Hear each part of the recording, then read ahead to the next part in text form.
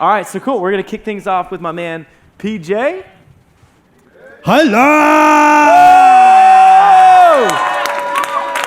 Peanut butter jelly time. Peanut butter jelly time. Peanut butter jelly time. PJ. Right. Okay, so do you have a counter? Or are you gonna? Yeah, so we got a timer, and then actually if the capture team could move this back a little bit, just so we don't obstruct the view. You want to be able to see I'm PJ. small, you won't be able and to then see put me. the clock on for each person, AV. And so tell us about when you were in the same spot. So PJ, give us the courageous moment and what's happened. So December 2014, a friend of mine calls and says, hey, I'm going to go to this Nick Unsworth event. And I was like, who's that? It's like, some motivational speaker, personal development stuff. You love that. And I was like, yeah, okay. And he's like, you want to go? I was like, sure. And so we sat in this room, probably right there next to this nice girl in the dress, right? Yep, right there. And I had never seen Nick. My friend sent me some video clips. He sent me a website, and I didn't look at any of it. I was going to San Diego. I was going to personal development. I was like, whatever, I'm just going, right? So I show up, but I committed to myself not to spend any money, right? I was debt-free. I was in a good place. I wasn't going to spend a single dime. And I get here, and I'd never seen Nick before. This guy comes out. Everybody's like, ah! And I was like, ah! Life on fire! Everybody, there's a bunch of 85-year-old people.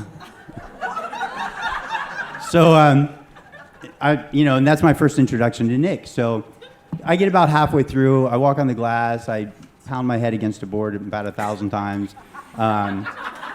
He literally was just like, wham! It sounded like this.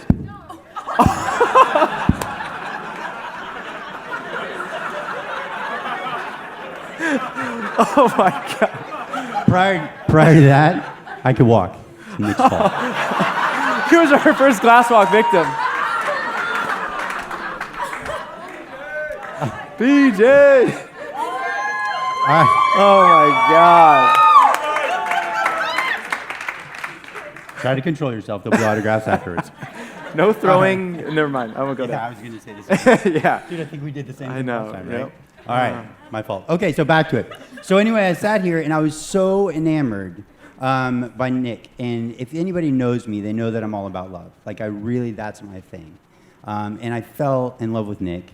And I fell in love with every single person that he had up on stage. And I fell in love with every single person that he had out in the lobby in terms of the booths that were sponsors. And I thought, I've been a motivational speaker literally since I was 7 years old. I was only expected to live until I was 7. I'm 47, so I've had an amazing life, right? I get here. Thank you. So I get here, fully committed, not to spend any money. But what I realized was, this is super duper true. What I realized is that even though I've been a motivational speaker my whole life, nobody had taught me how to monetize that. So I also had a job that was literally like a 13-hour day from the time I'd get up at 4:30 in the morning, get myself dressed and ready as much as I could before my personal care assistant would come in for 45 minutes, help me with the last little bit. I'd get on the short bus. Yes, I do ride the short bus. Some of you are like, oh, can't believe it's just a short bus. So I get to work. I work my normal 9 or 10-hour day, right? And then sometimes I would have speaking gigs, so I wouldn't get home for 17 hours. And so when I saw this guy, Nick, I was like, okay, you know what? I need somebody to teach me how to actually do this. Because I'm tired of going to work every day. I'm just really exhausted. And so I joined Life on Fire, and I'm super glad I did because it's an incredible family.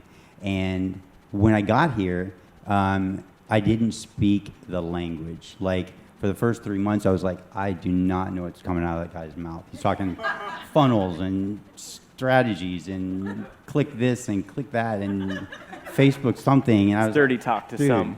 Right. So anyway, I didn't know what was going on until about the third month, and then all of a sudden things started to click in, and I started to get it. Once I started to get it, Nick challenged me. he said, look, dude, you're exhausted, you're tired. This isn't really what you want to do. What do you really want to do? And I was like, I want to quit my freaking job and I want to just do what I want to do, right? I want to do what I was born to do. And he's like, so what's holding you back? And I said, fear. And he said, what are you going to do about that? And I said, I'm going to quit my fucking job. How about that? How about that?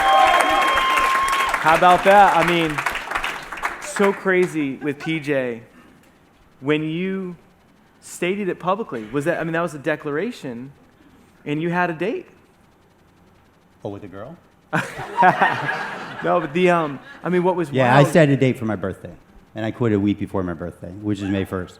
So I literally quit after I made that declaration. I gave the company that I worked with about 2 months, and out of just sheer courtesy, I said, look, here's the last day I'm going to work for you. And they said, really, why, blah, blah, blah. And I told them what I was doing, and of course, they all wished me luck. So anyway, since then, this is, it gets more juicy, gets better. So in the past year and a half-ish, I've been on probably almost 30 podcasts or summits or stages. I am now speaking regularly monthly on back in Tucson, and it's about to spread. I'm going to probably do my first out of Tucson event in San Diego, probably by February or March here in San Diego. Yeah.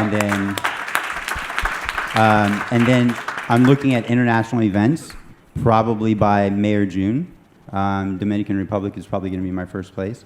And so I'm in a much better place. I can breathe. I see my vision. I've gone through a couple of evolutions in my business, as you all probably have and or will. And that's okay. Just keep going to what's in your heart. But I didn't know what I wanted to do. I knew I wanted to speak, but I didn't know about what. And so Nick spent just a little bit of time with me, helping me drill it down to what I wanted.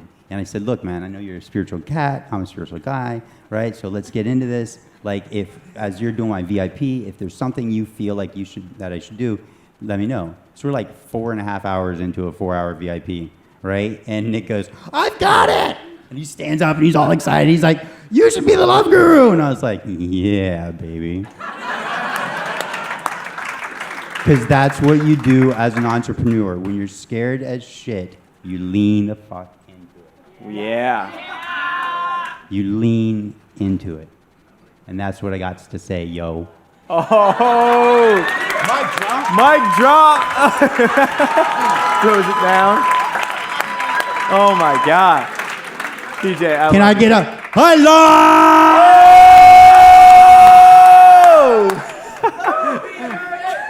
Love you too, brother. I love looking at Gary's reaction because Gary wasn't here, so he's probably like, what did I walk into? What's Hyla? That's awesome, man. But awesome. So PJ, seriously, man, it is such a pleasure knowing you, considering you just a close friend, to see you just grow leaps and bounds and inspire tons of people. And that's what this is about, is that just like he said lean in when it gets tough. Any of the vision, and so the thing is that this event is a stretch. Coaching is a stretch. All that stuff scares the crap out of us. But that is just an indicator. That's it. It's an indicator that you're about to grow like crazy.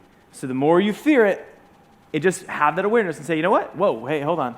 If I'm fearing this like crazy, it's because something big is on the other side. And then lean in. Lean in. Shazam. Can I say one thing? Yeah? You know why I'm up here? Not on the stage, but in the chair. Different perspective. So if you're not taking a different perspective on your life, you're making a mistake. Because I could have come up here in my electric chair. No, that's you. You loan me that? I'll wrestle you for it. I could have come up here and stayed in my chair, but yeah, who's got bets? Right? We're doing betting ring. Right. We got right. All right. Yeah. I know who's on my side. I can see y'all. But here's the deal. Like literally, if you're not taking a different perspective on your life, then you're cheating yourself. You should have a new perspective every single day, and you may not know how. So find a new perspective. Okay. That's and big. it could be physical, it could be visual, it could be auditory, it could be taste. I ate a freaking cockroach in Japan. This was how they sold it. It's a Thai water beetle. No, that's a freaking cockroach. Everybody's doing it. All right. Give me On that note, PJ. All right, I don't know about you guys, but I can listen to PJ all day. Who would attend PJ's event? Seriously. PJ rocking on stage, inspiring.